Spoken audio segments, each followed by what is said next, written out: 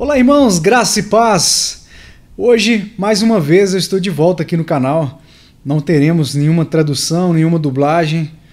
Recentemente, a gente fez uma série aqui sobre o livro O Servo e o Seu Salvador, de Charles Haddon Spurgeon.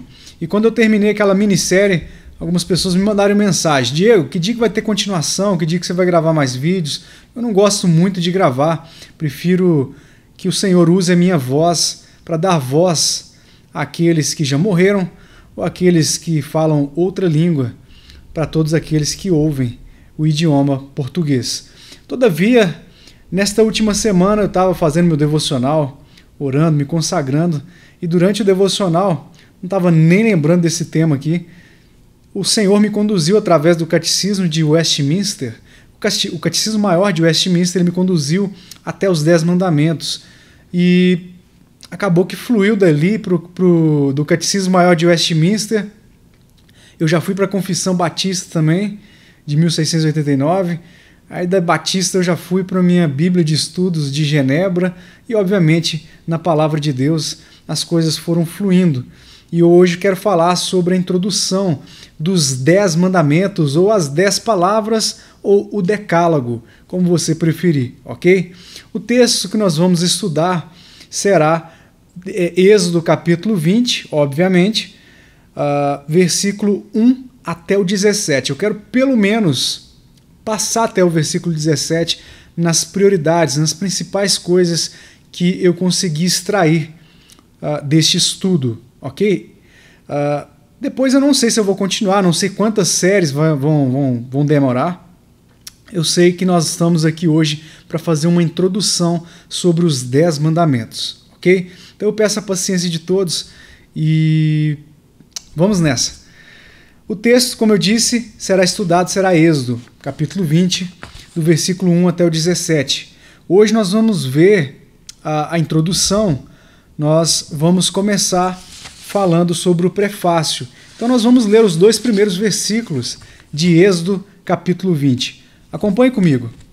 Então falou Deus todas essas palavras: Eu sou o Senhor teu Deus, que te tirei da terra do Egito, da casa da servidão. Vamos ao Senhor em oração. Pai, em o nome do Senhor Jesus Cristo, eu uno a minha fé com a fé deste irmão, desta irmã, que acompanha este vídeo agora, seja de perto, seja de longe, não importa. O Senhor tem usado a tecnologia para adentrar em lugares que, de outra maneira, não seríamos bem recebidos. Ó Deus, primeiramente eu te peço perdão, Senhor, pelos meus pecados. Ó Deus, não leve em consideração nossas iniquidades, Senhor. Não oculte a tua face de nós. Revista-nos da justiça de Cristo. Dai-nos graça, conceda-nos poder do alto, para temermos o teu nome, para aprendermos com a tua palavra, com a tua lei, com o teu caráter, Pai, com os teus atributos. Dê ouvidos para escutarmos e olhos para enxergarmos. Ó Espírito Santo, haja com liberdade no meio do teu povo. Tu és bem-vindo aqui, primeiramente para me ajudar a extrair as pérolas que nós podemos encontrar na tua palavra, na palavra do Senhor. Excepcionalmente hoje, na introdução de Êxodo capítulo 20.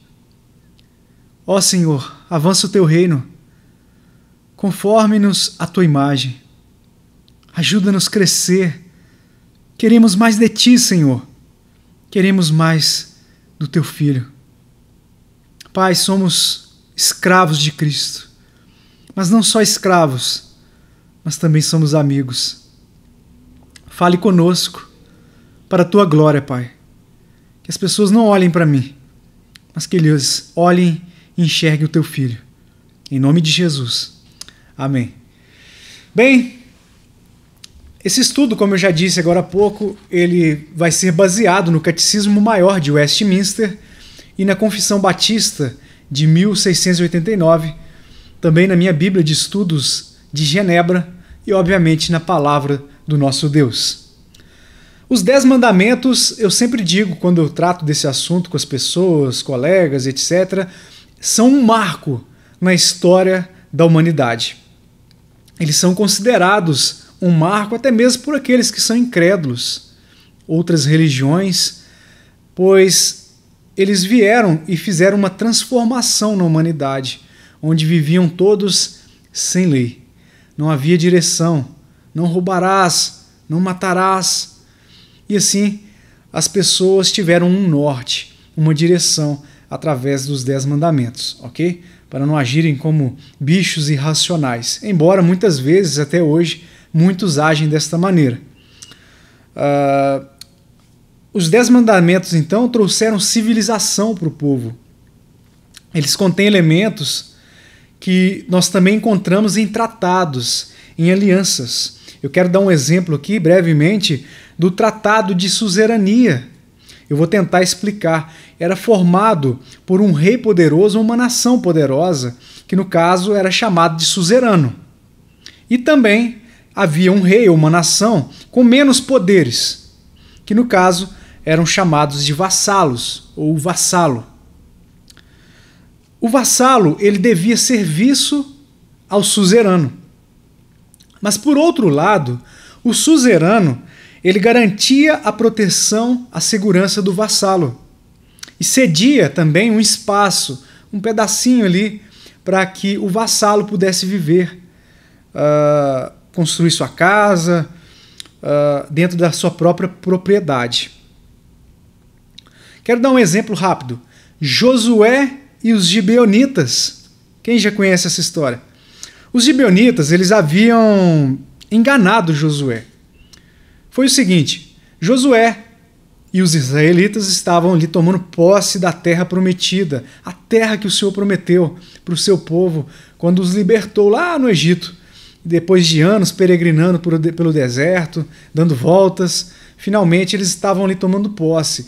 Já haviam conquistado algumas cidades, alguns terrenos, e o Senhor deu uma ordem clara a Josué: todo o povo que vocês encontrarem, matem, destruam e tomem posse da terra. Os gibeonitas, obviamente da cidade de Gibeão, quando ouviram falar que os israelitas já tinham destruído alguns povos, já tinham tomado posse de algumas terras, temeram muito e tiveram um plano. Articularam um plano, o jeitinho, né? Aqui a gente fala o jeitinho brasileiro. Articularam um plano, montaram nos seus animais e foram até Josué, até os israelitas. Chegando lá, todos empoeirados, vindo de viagem, com o rosto amassado da poeira, apresentaram regalias, presentes para Josué. E disse: meu senhor, estamos vindo de muito longe. Olha esse pão que eu trouxe para o senhor. Ele saiu de casa fresco, torrado, tinha acabado de sair do forno. No entanto, agora está todo amassado, de tão longe que a gente mora. E foi convencendo Josué com uma lábia. E Josué cometeu uma falha, que ele não consultou o Senhor. E os gibeonitas enganaram Josué. Mentiram e a mentira acabou prevalecendo. Então já vem uma primeira lição para a gente de cara aqui na introdução. Sempre nós precisamos, não só precisamos, mas nós devemos tomar conselho de Deus, tomar conselho da palavra. Eis aí mais uma importância de estarmos debaixo do ensino de anciãos piedosos, que podem nos orientar, que podem, com seu cajado como um bom pastor, nos vigiar, nos pastorear e dizer: Diego, você está indo longe demais. Fulano, ciclano, você está indo longe demais nisso. Eu acho que você deveria orar mais sobre essa situação. Eu acredito que você não deveria fazer. Ou não, sim, você está certo, Diego, o discernimento é esse, está de acordo com a palavra. É melhor 2 do que 1, não é mesmo? Então, se tiver você, por exemplo, e o ancião, as chances de você cometer um equívoco ao tomar uma decisão é muito menor. Enfim, vamos em frente. Josué não tomou conselho do Senhor e acabou sendo enganado pelos gibeonitas, ok? Depois de um tempo, mais tarde, Josué descobriu que os gibeonitas tinham mentido, que na verdade eles moravam em Gibeão, da cidade de Gibeão, e que era bem perto dali. Só que Josué tinha dado a palavra dele, porque os gibeonitas temeram muito, chegaram: meu senhor, com toda reverência, não nos mate, estamos aqui para te servir, e etc. Viemos de muito longe. E Josué ficou com dó, ficou com pena, falou, tá bom, eu juro pelo nome do Senhor, prometo, eu não vou destruir vocês, vocês podem ficar à vontade. Podem retornar para casa de vocês e tal, vocês moram longe mesmo e tal. Então, beleza. Só que quando Josué descobriu, falou, me enganaram. Só que ele já tinha dado a palavra dele em nome do Senhor. Naquele tempo, você tem o exemplo, claro, Isaac. Jacó enganou Isaac. Se passou por Esaú. Esaú ficou irado e tal, mas Isaac não podia voltar atrás. Por quê? Porque tinha dado a palavra. A palavra de um homem naquele tempo era muito valiosa. Para mim, tô falando eu. Se eu te der uma palavra, você pode confiar, pois eu vou honrar minha palavra, ainda que aquilo irá futuramente me prejudicar. Porque a palavra de um homem é uma das coisas mais honrosas que nós podemos carregar, principalmente nós que carregamos junto com essa palavra o nome de Cristo. E Josué tinha dado a palavra dele, e ele disse, agora eu não posso voltar atrás, eu não posso destruí-los, vou ter que deixá-los vivos, mas então eles vão se tornar meus vassalos, ok? Ele já tinha dado a palavra. Hoje em dia as pessoas, meu irmão, só palavra, hoje nem contrato se respeita mais. A pessoa assina um contrato, ela dá o jeitinho, né, de achar uma brecha na lei para burlar aquele contrato. Ou até a gente tem aqui no Brasil, por exemplo, hoje em dia nem a Constituição mais é respeitada por alguns. Mas enfim, não vamos entrar nisso não. Josué lhe deu a palavra, não podia destruí-los, deixou vivê-los e disse, olha, agora vocês vão viver, mas vocês vão nos servir. Vocês vão juntar lenha, carregar lenha para o povo israelita, vocês vão buscar água, carregar água, vocês são nossos vassalos, ok? Passou um tempo, 5 reis dos amorreus sitiaram e atacaram a cidade de Gibeão. Os gibeonitas ficaram apavorados e correram até Josué para pedir socorro. Quando eles chegaram, eles disseram, meu senhor, 5 reis estão nos atacando, sitiaram nossa cidade, vão destruir tudo, todos, por favor, não nos abandone. E Josué, o povo de Israel, como bons suzeranos, foram lá, não, nós vamos resolver. E subiram apressadamente, foram até Gibeão guerrear. E o Senhor disse, não, Josué, eu estou contigo. Esses reis não subsistirão na tua presença. E Josué foi com os gibeonitas e literalmente os feriu e os matou. Na verdade, quem fez isso foi o Senhor. Tanto que a Bíblia diz, vou ler rapidamente, e foram muitos mais os que morreram das pedras da saraiva, caíram pedras sobre eles, que Deus lançou, do que os filhos de Israel mataram a espada. Meu irmão, quando o Senhor ele dá a palavra dele, ele não é como um homem que mente. Quando ele faz uma aliança com alguém, quando ele faz um tratado com alguém, você pode confiar, você pode descansar. Essa semana eu meditava sobre aquela passagem, quando Jesus mandou os discípulos para o mar e foi para o monte orar. E no meio da noite, após a calmaria do mar, veio uma tempestade e pegou os discípulos, que muitos deles eram experientes no mar, como Pedro, por exemplo, que era um ótimo pescador. Pegaram eles desprevenidos, veio aquela tempestade e a tempestade fazia com eles o que bem queria. Enquanto isso, Jesus estava lá no monte, sozinho, orando por eles.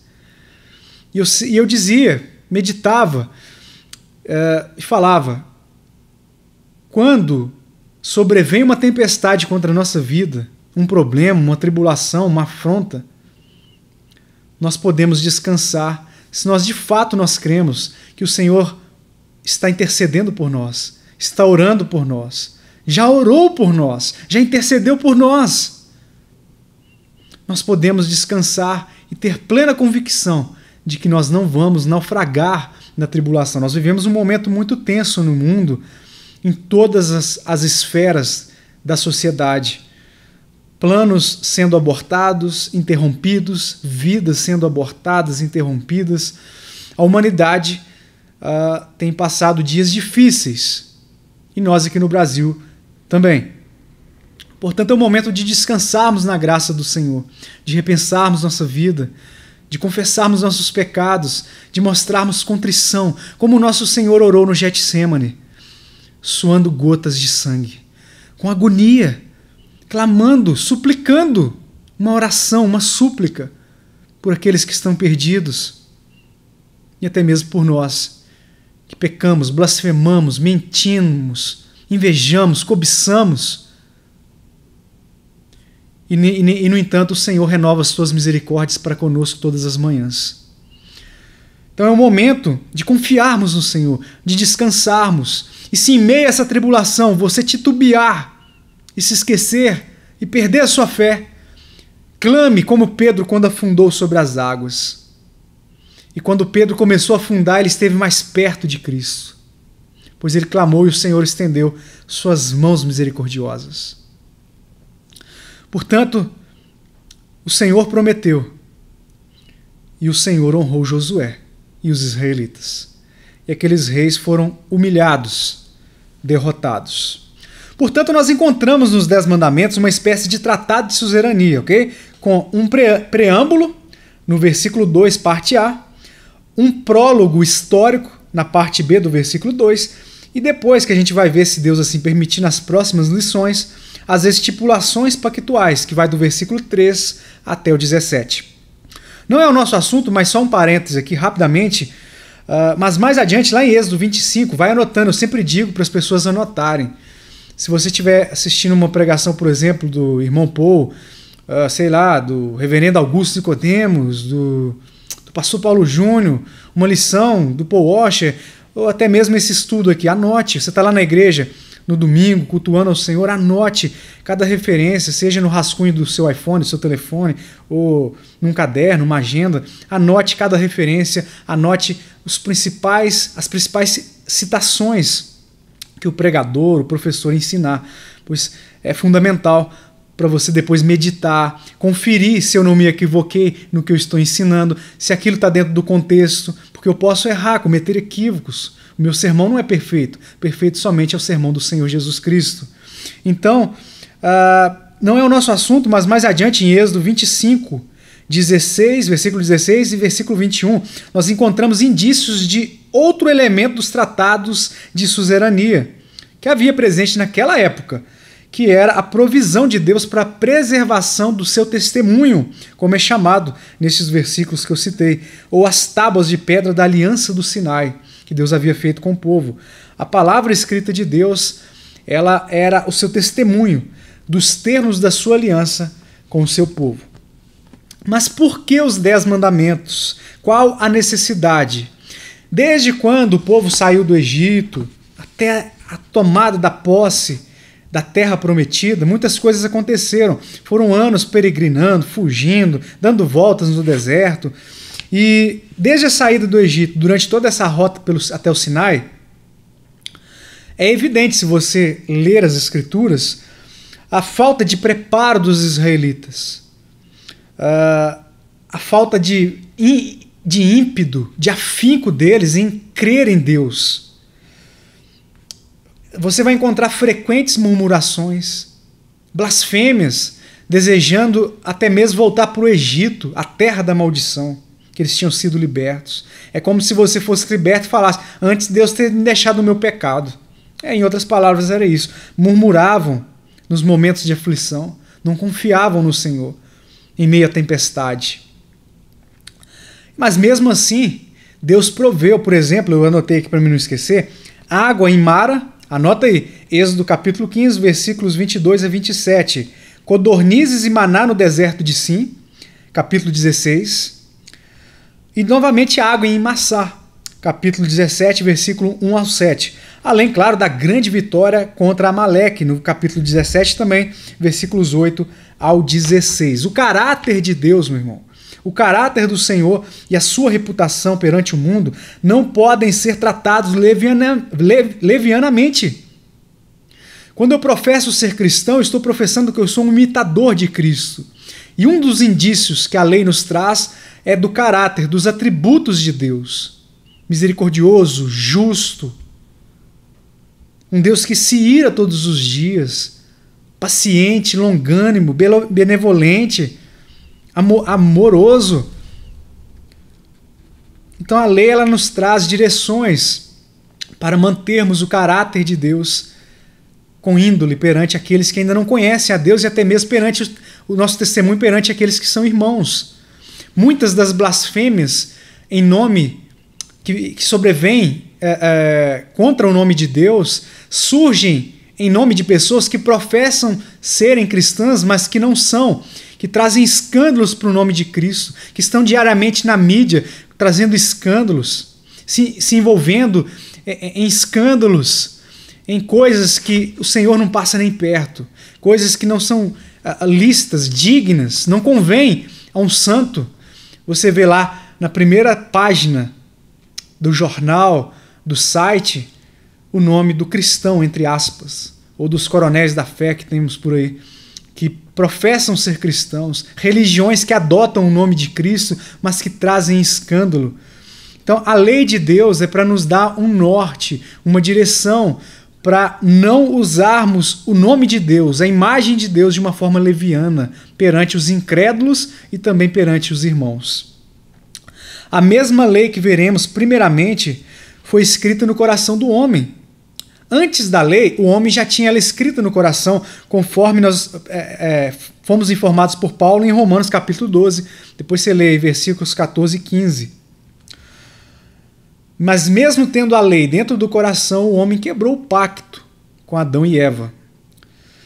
E daí surge a provisão, através do sogro de Moisés, o sábio ancião Jetro. Jetro e Moisés sem saber o que fazia com esse povo, que não obedecia, que era rebelde, pessoas rixosas.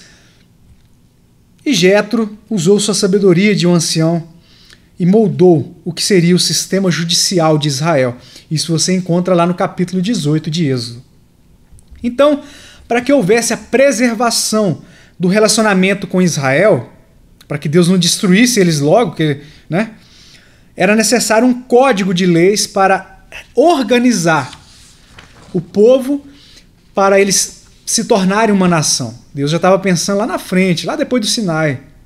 Ou seja, uma legislação religiosa com ética, uma legislação religiosa com ética e uma legislação civil. Há duas formas. As leis apodícticas, que é uma ordem ou uma proibição, e há também as leis casuísticas, que é uma hipótese, por exemplo, se ou quando, ok?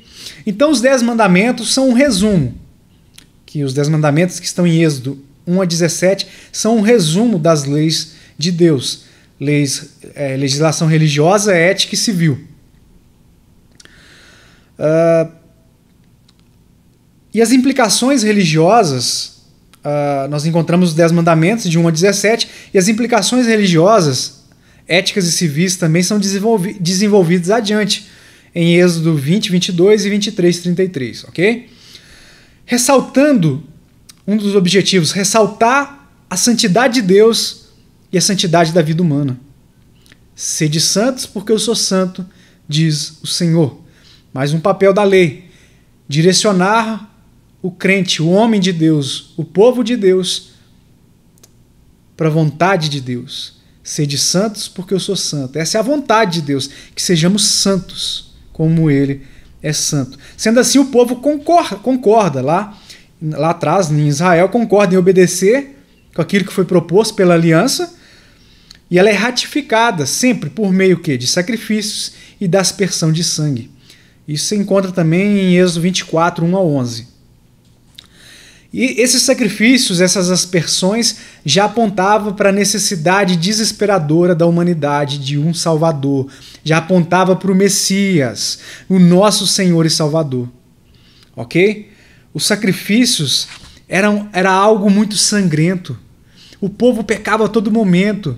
Se você lê o livro de Levítico, meu irmão, é um horror. É muito sangue. É uma carnificina de animais sacrificados por causa do pecado do homem. Então já estava apontando, o sangue dos animais é momentâneo, está mostrando para vocês a gravidade do pecado de vocês, mas vocês precisam de um Salvador, vocês precisam do Messias, do nosso Senhor e Salvador. Além da lei comumente chamada de moral também, que havia as leis cerimoniais, prefigurando Cristo, que é o que eu estou falando, e também as leis civis. A lei moral, ela nos obriga à obediência, ok? Então, por exemplo, se eu quiser ser salvo pela lei, eu sou maldito, segundo Paulo. Por quê? Porque eu estou debaixo do peso da lei. Se eu errei uma vírgula da lei, se eu feri uma vírgula da lei, eu já estou condenado. Então, por exemplo, se eu decidir hoje viver a lei integramente, falar agora eu não erro mais, e não tem quem faça eu errar, até o dia de eu morrer eu já estou condenado, porque eu já vivi alguns anos, então antes eu já pequei, já era. Então a lei ela nos obriga à obediência, ou seja, nos mostra mais uma vez a necessidade de Cristo. Tanto que Cristo, olha a importância da lei, da obediência a ela. Cristo no Evangelho, em lugar nenhum ele abroga a lei, mas ele reforça a obrigação. Depois você leia Mateus capítulo 5, lá no Sermão do Monte, versículos 17 até o 19, ok? Nós não estamos debaixo da lei como um pacto das obras. O pacto das obras já foi cumprido por Cristo. Depois até sugiro que vocês assistam. Tem uma pregação aqui no meu canal que chama O Pacto, com o Dr. Arcis Sproul. Assista. Essa lição é extraordinária. Vai abrir a sua mente para esse assunto do pacto, o pacto das obras. Então nós não estamos debaixo da lei para cumprir o pacto, ok? Por que nós não estamos? Porque Cristo cumpriu esse pacto. Então assista essa lição do Dr. Sproul, que eu tenho certeza que vai te abençoar. Também não estamos debaixo da lei para sermos justificados ou condenados. Mas a lei é de grande utilidade para nós, e nós vamos ver alguns pontos. Primeiro, a lei nos informa sobre a vontade de Deus e o nosso dever para com Deus, as nossas obrigações com Deus. Se falharmos, temos um advogado para com o Pai, a saber, Jesus Cristo nosso Senhor. Mas não sabemos a vontade de Deus que é revelada. Qual que é a vontade de Deus? Eu não estou falando qual faculdade que você vai escolher fazer. Eu não estou falando... Isso é livre para você escolher, desde que não fira, não traga escândalo para o Evangelho, e desde que não comprometa a sua santidade. Eu quero fazer faculdade de medicina. Vá em frente, não tem problema nisso. Mas isso vai te atrapalhar na sua comunhão com Deus, vai te atrapalhar, sei lá, de repente, para algum outro chamado que o Senhor te deu. Você é uma mulher, Deus te chamou para constituir uma família. Você vai trabalhar de médica? Não vai dar muito certo, porque você vai ter que terceirizar a educação dos seus filhos. Ou seja, não é muito recomendável. Mas você é livre para escolher sua profissão, a faculdade que você vai estudar. Eu quero nessa, não, eu quero naquela, eu quero na pública, eu quero na particular. Não, eu não quero fazer nenhuma. Eu quero trabalhar na enxada lá na roça. Você é livre para escolher, meu irmão, desde que não comprometa a sua comunhão e o seu testemunho. Mas há uma vontade de Deus que é para todos, incondicionalmente. Não há exceções, que é a santidade. Sede santos, abstenhai-vos da prostituição. Sede santos, porque eu sou santo, diz o Senhor. É a vontade de Deus, que é boa, perfeita e agradável. Então, as leis nos informam sobre a vontade de Deus e o nosso dever para com essa vontade. Nos mostra como um espelho os nossos pecados. Por exemplo, você acorda de manhã, você mulher, vai passar uma maquiagem, você precisa do espelho, acho que é impossível, né? Não sei, mulher é meio mágica, né? Ela consegue fazer 1001 coisas, mas eu acredito que não consiga passar uma maquiagem sem espelho. Se consegue, parabéns, eu não conseguiria. Você vai pentear o seu cabelo, escovar os dentes, até vai, sem o espelho, mas enfim, você precisa ver, deixa eu ver, se está limpo, se está sujo, lavar o rosto, você precisa do espelho para você enxergar a sua imagem, a sua fisionomia. E assim a palavra, ela reflete aquilo que está de errado conosco. Como eu já disse, mostra o nosso dever para com Deus e também nos aponta para aquilo que nós precisamos corrigir em nós, aquilo que estamos pecando, aquilo em que nós estamos nos equivocando. Ok? Além disso, além de servir como um espelho, através dela, da lei, nós somos levados à convicção do pecado. Então, quando você olha para o espelho, você vê, meu cabelo está todo embaraçado, eu preciso desembaraçar. Minha vida está toda embaraçada, eu preciso arrumar. Como que você arruma? Você corre para Cristo. Você corre para Cristo. Você corre para Cristo. A lei nos humilha, nos quebranta. Jesus disse lá no Sermão do Monte, bem-aventurados os pobres, os humildes de espírito. O que é isso? É a pessoa que foi humilhada, que entendeu a sua miserabilidade diante de Deus e da lei de Deus. Bem-aventurados os que choram. Por que eles choram? por causa da miserabilidade deles, da condição caída, do desespero, da agonia em não poder se salvar, de enxergar a necessidade de salvação em Cristo, em Deus. Então ela expõe nosso pecado, nos leva à humilhação e nos ajuda a sentir ódio pelo pecado. Meu irmão, você precisa sentir ódio do pecado. O pecado é o seu inimigo. Você não fica acariciando uma cascavel quando você encontra. Eu fui criado na roça. Eu não gosto de matar bichos. Eu não mato bichos. A não ser que for para defender minha própria vida, a vida de alguém que eu amo, né? Mas eu não mato animais. Nenhuma formiga. Então, se eu ver uma cascavel no trilho, assim, lá na roça, quando eu vou lá, hoje eu não vivo mais na roça, mas quando eu vou lá, ou quando eu estou passeando, eu vou fugir dela, eu não vou brincar com ela, porque ela é venenosa. O pecado é venenoso, é mortal, é mortífero. Vai te destruir, meu irmão. Vai te destruir. Então você não vai brincar. Você precisa sentir ódio daquilo que te faz mal. Nós somos propensos a sentirmos ódios daqueles que nos fazem mal. Pessoas que nos falam mal de nós, que nos ofendem. Nós temos a tendência de, tipo assim, padrão mundano. Pisou no meu pé, eu piso 2 vezes de volta. Mas o pecado, você não sente ódio, você sente prazer na iniquidade? O que é isso? Você precisa sentir ódio do pecado. E como que você vai sentir? Através da lei. Entendendo os males, os malefícios do pecado. Primeiramente, ofendendo a Deus, o nosso Senhor, ofendendo a santidade de Deus. E segundo, te destruindo, te levando para longe de Deus. Eis que a mão do Senhor não está encolhida para que não possa salvar, mas os vossos pecados fazem divisão entre vós e o vosso Deus. Então você precisa sentir ódio pelo pecado. Também enxergamos claramente a nossa necessidade por Cristo, conforme eu já disse. A lei restringe as corrupções dos regenerados ao nos proibir de pecar e nos mostra as consequências terríveis do pecado, até mesmo ainda em vida, como eu acabei de dizer. E também nos mostram as promessas e as bênçãos que nós podemos esperar receber se nós somos salvos. Bênçãos terrenas, sim. Não como os pregadores da prosperidade ensinam por aí para você fazer barganha com Deus, dar o seu tudo no altar. Primeiro que, enfim. Mas o que Deus está falando é o seguinte: Ele nos abençoa, sim, mas não dessa maneira, de barganhas com Deus. Mas Ele abençoa, sim, os salvos. A salvação traz consigo benefícios. Se nós somos salvos, obviamente esses benefícios vão nos seguir.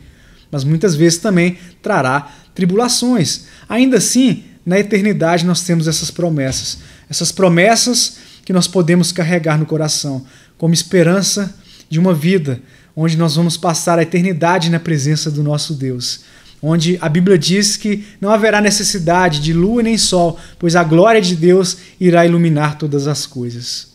Olha que tremendo. Além, claro, de não haver mais pecado, esse pecado maldito que tão de perto nos atormenta, que nasce, brota no nosso coração, não haverá mais. Haverá um corpo glorificado, nunca mais haverá a morte para nos separar, nunca mais haverá o choro, o pranto, mas a presença do nosso Deus, a comunhão e o louvor entre os irmãos. Então, a lei também nos mostra as promessas para nos encorajar. Então, ao praticarmos o que a lei diz, ao fazermos o bem e evitarmos o mal, não é evidência de que, como muitos sugerem por aí, que estejamos debaixo da lei e não debaixo da graça, como muitos presumem, ok? Tem pessoas aí que se você falar assim, eu orei mais de 1 hora hoje, meu devocional hoje durou 2 horas, hoje é minha folga, eu fiquei o dia inteiro de jejum, orando, li 40 capítulos da Bíblia, hoje, excepcionalmente, eu tirei o dia para o Senhor. A pessoa te chama de legalista. Cuidado com esse legalismo, hein? Cuidado com esse liberalismo, pois eles vão te chamar de legalista. Pessoas que vão insinuar que você pode viver do jeito que você quer, porque você está debaixo da graça. O liberalismo teológico, ele anula até mesmo a ressurreição do nosso Senhor literal, o nascimento do nosso Senhor de um ato virginal. Eles não acreditam em nada disso. Na verdade, eles não acreditam em nada. Eles querem viver no pecado, nos deleites carnais deles. São filhos de Adão, filhos da ira. Então, não quer dizer que você está observando a lei, já te provei aqui, dei vários benefícios, que você não está debaixo da graça ou está tentando ser salvo pela lei. Agora sim, nós temos que ter cuidado, temos que vigiar, porque principalmente pessoas que têm esse zelo pela palavra tendem muito a ir para o legalismo, sim, ok? Os extremos são perigosos. Fiquemos com a palavra no centro. Não vai viver do seu jeito, da sua maneira, mas também não vai ser um legalista como os fariseus, que de tanto desejarem a justiça se tornaram fariseus hipócritas.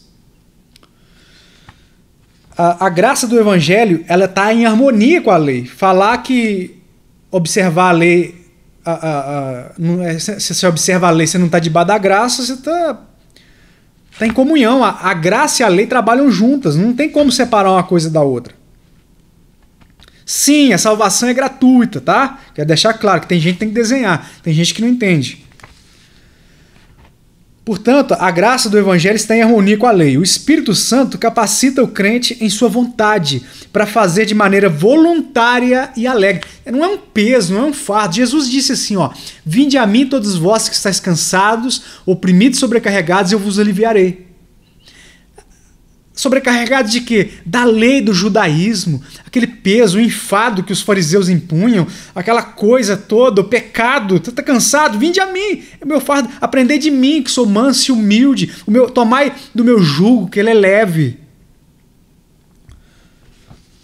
Então, o Espírito Santo capacita o crente para fazer a vontade de Deus com prazer, de forma voluntária. Como muitos que talvez estão me assistindo têm prazer na iniquidade. O que a vontade de Deus manifesta na lei requer que seja feito. Depois você lê, anota aí, Gálatas capítulo 3, versículo 21. Nós vamos ver 3 coisas, possivelmente, se Deus assim permitir, durante essas lições, que está começando apenas hoje com a introdução. Número 1, nós vamos ver o papel de Deus como libertador, que isso lhe dá o direito de exigir a obediência de Israel. Versículos 1 e 2 de Êxodo 20. Se Deus assim permitir, depois da próxima lição em diante, vamos ver os 10 mandamentos. Eles resumem os relacionamentos que Israel e nós hoje deveríamos ter com Deus e entre si, como povo da aliança, entre irmãos. Do versículo 3 ao 17. E aí sim, lá na frente, sabe-se lá quando, Israel reage em temor e admiração à manifestação direta de Deus no Sinai, que está no versículo 18 até o 21, mais ou menos, se não me engano. Portanto, vamos para o prefácio, para terminarmos. Versículo 1, Êxodo capítulo 20. Let's go! Então falou Deus todas estas palavras. Então falou Deus, o próprio Deus, face a face, face to face, com Moisés. O próprio Deus falando com Deus. Eu não consigo imaginar isso. Isso é muito forte. Às vezes eu estou orando, eu falo com o Senhor, como eu gostaria de contemplar o Senhor com os meus olhos, aqui agora. Mas aí eu lembro de vislumbres que Ele nos mostra na própria palavra e que nos diz que a nossa carne não suportaria, que não seria possível. Aí eu retiro o que eu disse, porque eu gostaria de ver, mas quando eu tiver meu corpo glorificado, porque agora eu não suportaria. De tamanha glória que é a presença do Senhor, a ponto dos querubins, os anjos, com 2 asas voam, com 2 asas cobrem os seus pés e com as outras 2 cobrem o rosto na presença do Senhor, de tamanho temor. Então o próprio Deus fala com Moisés, a ponto, quando Moisés morreu, anota aí, Deuteronômio capítulo 34, versículo 10, a Bíblia diz o seguinte: nunca mais se levantou em Israel profeta algum como Moisés, com quem o Senhor houvesse tratado face a face. Os milagres que Moisés, ou melhor, os milagres que Deus realizou através de Moisés, a clareza com que Moisés recebia as mensagens de Deus, as revelações, o acesso direto dele a Deus, foi uma coisa ímpar. Foram ímpares na história da humanidade. Estou falando entre homens como nós, pecadores. Jesus foi um profeta semelhante a Moisés. Moisés já apontava para Cristo. Só que Jesus foi semelhante a Moisés, todavia um tanto superior. Um tanto mais superior do que Moisés, obviamente. Jesus realizou sinais, prodígios, diante de reis religiosos e de todo o povo de Israel daquele tempo. Portanto, Moisés já apontava para Cristo. E Deus, o próprio Deus, que falava com Cristo em cada oração particular. Quando ele foi escolher os 12, os 12 passou a noite inteira orando. Já citei hoje, quando ele mandou os discípulos irem na frente no barquinho, que veio a tempestade, Jesus estava no monte orando, a sós com o Pai, recebendo a direção do Pai, quais decisões ele deveria tomar. Ah, Diego, mas ele não era Deus? Ele era Deus, mas ele também era humano. E havia sim uma limitação humana em Cristo. Ele precisava do Pai, ele seguia a direção do Pai. Versículo 2: Eu sou o Senhor teu Deus, que te tirei da terra do Egito, da casa da servidão. Eu sou o Senhor. Deus nos comprou, ele havia comprado aquele povo, pois eles eram escravos no Egito. Egito, aqui na Bíblia, significa terra da maldição, uma terra maldita, a terra da escravidão, a terra do pecado. O pecado hoje pode ser chamado de Egito, ok? E Deus comprou aquele povo, usou Moisés, enviou Moisés e Arão para comprar aquele povo para si, tirou do Egito, tirou da escravidão. Antigamente um escravo era comprado, obviamente ele deixava de ser de um senhor e se tornava de outro. A partir de então, o povo se torna povo do Senhor. Então ele é: eu sou o Senhor teu Deus. O Senhor. Nós somos os escravos de Cristo. As traduções modernas usam a palavra servo. Mas, na verdade, a tradução literal da palavra grega é escravo. Nós somos escravos de Cristo, pois fomos libertos por ele do Egito, do pecado, da lei. Fomos libertos quando ele cumpriu o pacto das obras no nosso lugar, quando ele morreu no nosso lugar, quando ele ressuscitou no terceiro dia vencendo a morte, ascendeu aos céus, apresentando seu sangue a Deus. Ele nos comprou. Comprou aqueles que ele escolheu antes da fundação do mundo. Portanto, hoje vivemos não para nós, mas vivemos para servir o nosso Senhor, para servirmos o nosso Deus, como um escravo obediente, um escravo submisso. Antigamente, nessa época, muitos escravos, ou melhor, muitos senhores eram tiranos. Muitas vezes, quando lemos uma passagem como essa, entendemos e pensamos, imaginamos Deus como um tirano, um capataz, um coronel, com uma bota de couro e um chicote, um rei na mão, pronto a te surrar no tronco. Não! Naquele tempo haviam senhores tiranos, como sempre houve e sempre haverá. Mas naquele tempo também havia senhores que eram tão próximos de seus escravos, que seus escravos estavam tão próximos dos seus senhores, que eram amigos mais chegados do que irmãos. Alguns, depois de um determinado tempo, poderiam ser libertos, mas quando chegava esse tempo, eles escolhiam continuar sendo escravos dos seus senhores, de tão bem tratados e cuidados eles eram. Eram protegidos. Ok? Então eles não eram apenas escravos, eram também amigos. Jesus disse: já não vos chamo mais, já não sois mais meus servos ou escravos, mas meus amigos. Amigos! Ele deu a vida por seus amigos, ele deu a vida por seus irmãos mais novos. Portanto, não imagine quando você ouvir eu sou o Senhor teu Deus. Não imagine um tirano com a voz grossa, com um chicote, pronto a te castigar. Antes, ele é misericordioso, ele é longânimo, ele é compassivo. João 3,36. Aquele que crê no Filho tem a vida. Mas aquele que não crê no Filho, a ira de Deus permanece sobre ele. Ok? Diga-se de passagem. Mas eu estou falando de crentes, do povo de Deus, o povo de Israel aqui, e no caso, hoje nós os cristãos. Eles olhavam para frente, em busca do seu Senhor, no aguardo do Messias. Os sacrifícios no propiciatório, no altar, as aspersões de sangue apontavam para o Messias, eles olhavam para a vinda dele. Hoje nós olhamos para trás, há mais de 2000 anos, onde o maior evento da história aconteceu na cruz, no Monte Calvário. Portanto, ele não é o nosso Senhor com chicote, mas ele é o nosso amigo. Deus tem prazer na sua oração. Fale com Deus, meu irmão. Fale com Deus. Se achegue ao seu Senhor, não com medo, mas com alegria no coração. Como você tem alegria de compartilhar o seu coração, sua vida com o seu amigo mais chegado do que um irmão. Eu sou o Senhor teu Deus, que te tirei da terra do Egito, que te libertei do pecado, da casa da servidão, da escravidão. Você era servo do mundo, era servo do pecado. Ainda que você tenha sido criado num lar cristão, e diga, Diego, nunca me contaminei nessas coisas que talvez você já passou ou outros já passaram, mas você nasceu na escravidão, na servidão do pecado, como filho de Adão, até o dia que você compreendeu a justiça de Deus em Cristo, se arrependeu dos seus pecados, creu no Evangelho, se arrependeu, creu, e aí a justiça foi imputada, mas até então você ainda era um servo do pecado.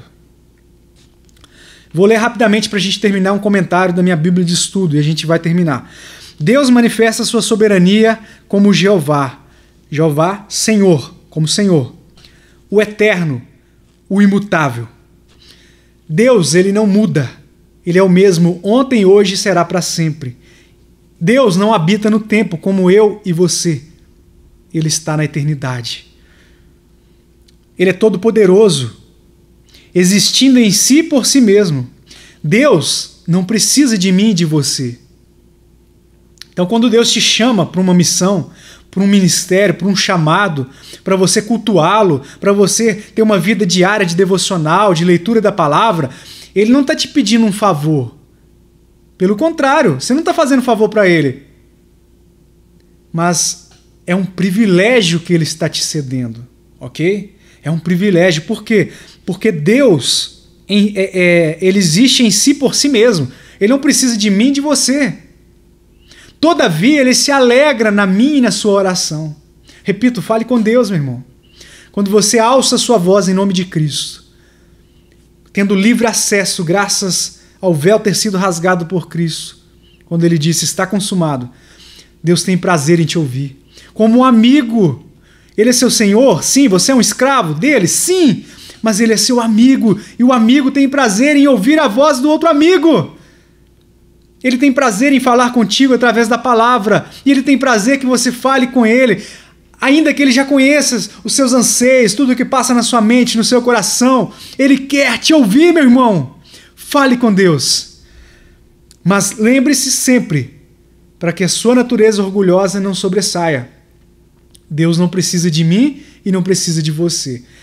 Não é um favor a Deus quando você o cultua, mas é um privilégio quando você prega, quando você serve, seja a Deus ou ao próximo. Não é um favor que você está prestando.